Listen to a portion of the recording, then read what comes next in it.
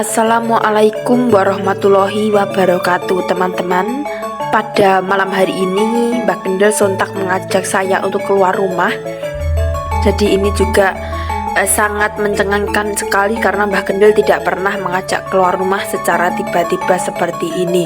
Apalagi ini sudah lebih dari jam 12. Lebih spesifiknya ini sudah jam 3 lebih teman-teman. Jadi menjelang sholat subuh Mbak Kendel mengajak saya keluar rumah.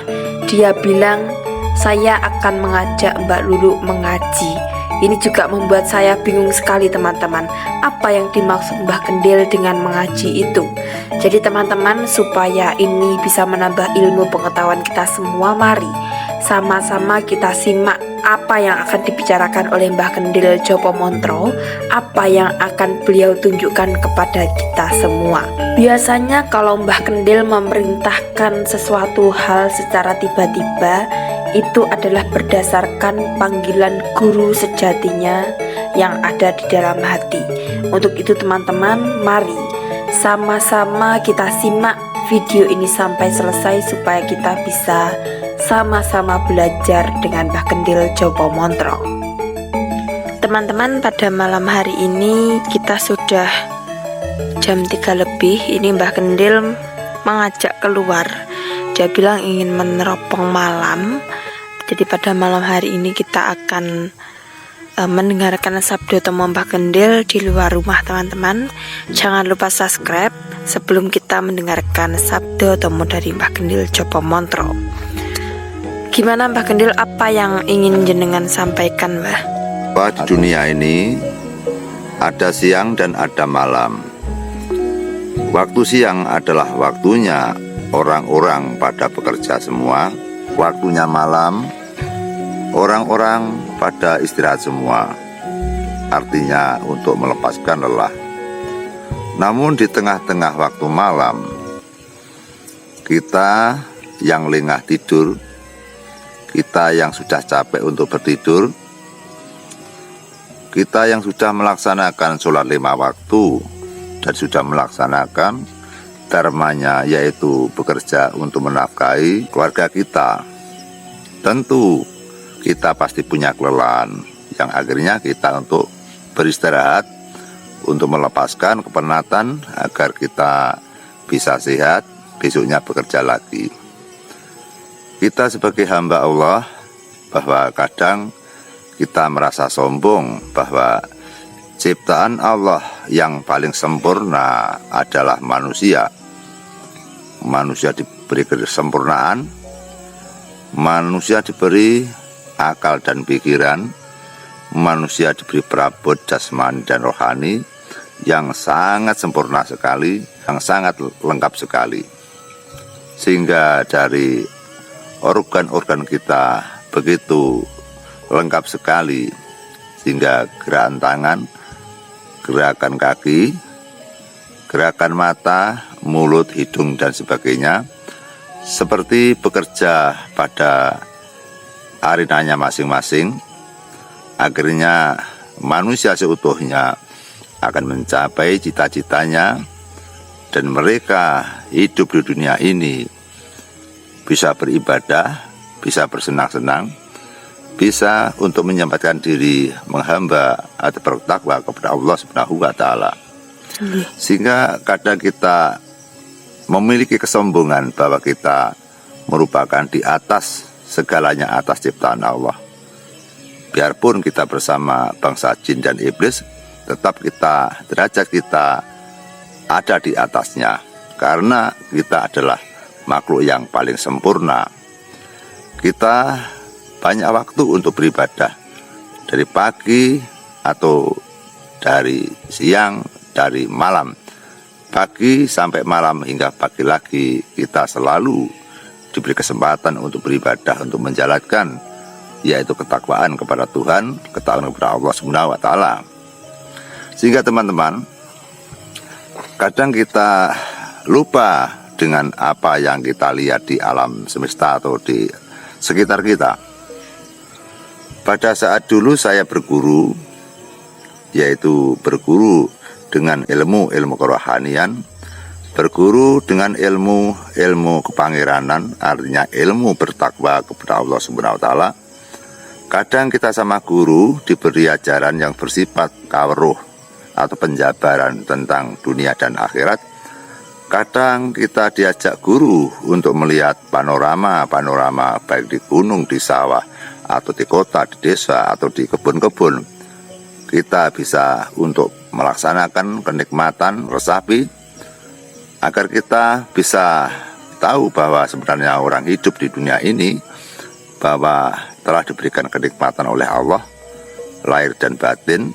Sesungguhnya kita benar-benar menerima kenikmatan, menerima anugerah bahwa kehidupan tumbuh-tumbuhan atau hasil daripada tumbuh-tumbuhan baik kayu, buah-buahan atau yang berbentuk makanan itu yang telah panen maka dipergunakan untuk kebutuhan manusia, baik itu berupa buah-buahan atau berupa biji-bijian atau berupa kayu, daun dan sebagainya, sehingga manusia berhak untuk memakan atau untuk memakainya. Sehingga hal seperti itu kami sering sama guru diajak untuk mempelajari tentang alam semesta. Kenapa kita diperintah untuk mempelajari alam semesta? Bahwa alam semesta yang dekat dengan kehidupan kita. Alam semesta ini ada berbagai makhluk Tuhan, seperti manusia, hewan, tumbuh-tumbuhan, dan termasuk astral-astral atau makhluk-makhluk halus. Semua diciptakan oleh Allah di dalam alam semesta ini. Kemudian kami suatu saat diajak belajar kecerdasan, diajak belajar tentang rohanian untuk meneropong keberadaan alam, bahwa tumbuhan, hewan, manusia, iblis dan setan sama-sama diberi kehidupan, sama-sama diciptakan. Maka kita untuk meneropong ciptaan-ciptaan Allah yang sedemikian rupa. Sehingga apakah ciptaan-ciptaan Allah seperti tumbuhan, hewan, manusia, kemudian jin dan setan atau betul astral yang lain, mereka diciptakan, apakah mereka juga berhamba kepada Allah? Apakah mereka selain manusia juga bersembah kepada Allah? Maka pada waktu malam saya sama guru diajak, yaitu ke hutan atau ke kebun. Saya diajak berjalan. Setelah itu saya dipersilahkan untuk menghirup udara segar dan menikmati panorama. Dipersilahkan saya untuk melihat tanaman-tanaman dan dedaunan pada waktu itu sekitar jam 2 atau jam 3 malam seperti hari ini. Kemudian saya dipertanyakan oleh guru saya, apa yang kamu lihat? Pada saat itu saya bingung sekali. Saya menjawab sama guru, saya hanya bisa melihat keadaan alam semesta seperti kayu, batang, ranting, buah-buahan, daun-daunan, tanah, batu. Itu yang saya lihat. Guru saya tersenyum. Yang saya maksud, yang berkaitan dengan kepangeranan atau yang berkaitan dengan sembah kepada Allah. Apa yang kamu lihat, apa yang kamu rasakan? Saya tetap tidak bisa melihat. Saya tidak bisa menjawab. Guru saya menjabarkan lagi. Kamu saya ajak ke sini untuk meneropong tentang alam semesta, termasuk daun-daunan, tumbuhan, dan sebagainya. Apa yang kamu rasakan yang berkaitan dengan kepangeranan dan ketakwaan? Saya tetap bingung sekali, saya diam dan merunduk. Apa yang saya jawab, saya tidak mengerti sama sekali. Akhirnya guru saya juga bertanya saya lagi. Sekarang kalau kamu tidak paham, saya tak bertanya pada kamu. Tumbuh-tumbuhan dan manusia itu apabila berbakti, apabila sembah kepada Allah itu lebih kuat mana, lebih betah mana, lebih rutin mana? Saya ulangi, manusia dengan tumbuh-tumbuhan, cara bersembah, cara berbakti kepada Allah, manusia dan tumbuh-tumbuhan itu lebih rutin mana di antara manusia dan tumbuh-tumbuhan? Saya menjawab, lebih rutin manusia. Akhirnya saya diajak berjalan lagi. Sudah, kamu lihat lagi tanaman ini kan jam 2, jam 3. Kamu rasakan, jawab dengan tepat, jawab dengan kusuk, jawab dengan fokus, jawab dengan hati yang bersih, agar kamu bisa menjawab dengan wenteh. Akhirnya saya juga tidak bisa menjawab lagi. Yang terakhir saya bertanya, kalau begitu apa yang saya lakukan? Saya tidak mengerti guru. Tolong dijabarkan. Saya tidak paham apa yang diutarakan sama guru. Akhirnya guru menjawab dan menuding tangannya. Coba lihat. Ya begini. Coba lihat. Tanaman yang sebegitu banyak, daun yang sebegitu banyak, yang dinamakan tengah malam, atau orang Jawa menyebut dengan wahyaning mongsokolo, atau waktunya lincir wengi, atau bisa disebut dengan waktunya sidem kayon. Akhirnya atau bahasanya kayon telah sidem. Sidem artinya tidak bergerak. Pada waktu ini kalau kamu bisa melihat bahwa tanaman-tanaman yang ada di sini tidak ada yang bergerak, satu pun tidak ada. Kenapa tidak bergerak?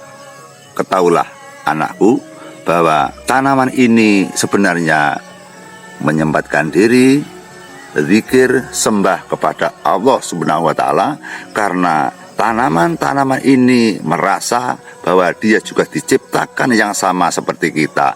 Maka tanaman itu bersyukur pada waktu malam tanaman itu berhenti untuk zikir, bertakwa kepada Tuhan Yang Maha Esa, bersembah kepada Allah Subhanahu wa Ta'ala. Sehingga kalau orang banyak yang lengah, contohnya banyak yang ketiduran, ada lagi manusia atau perempuan kadang 1 bulan juga kena halangan menstruasi, sehingga ada jadwal waktu yang ditinggalkan, yang tidak bisa aktif, tidak bisa rutin untuk bersembah kepada Allah Subhanahu wa Ta'ala.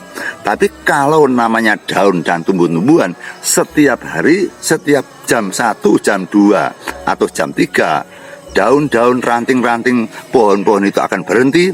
Mereka sebenarnya menghamba, bertakwa, zikir kepada Allah Subhanahu wa Ta'ala. Sehingga kesimpulannya tumbuhan lebih kusuk atau lebih rutin bertakwa kepada Allah Subhanahu wa Ta'ala. Anakku yang saya muliakan, ini sebagai gambaran saja bahwa kita jangan sampai kalah dengan tumbuh-tumbuhan atau ranting-ranting itu. Kalau ranting-ranting setiap malam tidak bergerak, ranting-ranting sidem kayon, ranting-ranting setiap hari terus menerus tidak akan berhenti. Setiap jam 2, jam 3 dia zikir dan dia bersembah kepada Allah, maka kamu jangan sampai kalah dengan ranting-ranting dan tumbuhan-tumbuhan itu. Maka tingkatkan, beri waktu yang banyak untuk keagungan Allah, beri waktu yang banyak untuk kamu bisa bersembah kepada Allah Subhanahu wa Ta'ala. Di celah-celah itu kamu minta ampunan kepada Allah, karena dosa-dosa kita begitu banyak sejak kecil sampai sekarang. Tentu kita berlapis-lapis, bertumpuk-tumpuk dosa-dosa kita yang tidak kita sengaja. Itu hatur sang guru. Maka dari itu, teman-teman yang saya hormati, mari kita renungkan kata-kata guru saya itu sebagai pelajaran kita, bahwa ternyata kita perlu masih banyak waktu-waktu untuk dipersembahkan kepada Allah Subhanahu wa Ta'ala. Mari kita tingkatkan ibadahnya, mari kita tingkatkan waktu kita untuk bersembah kepada Allah Subhanahu wa Ta'ala.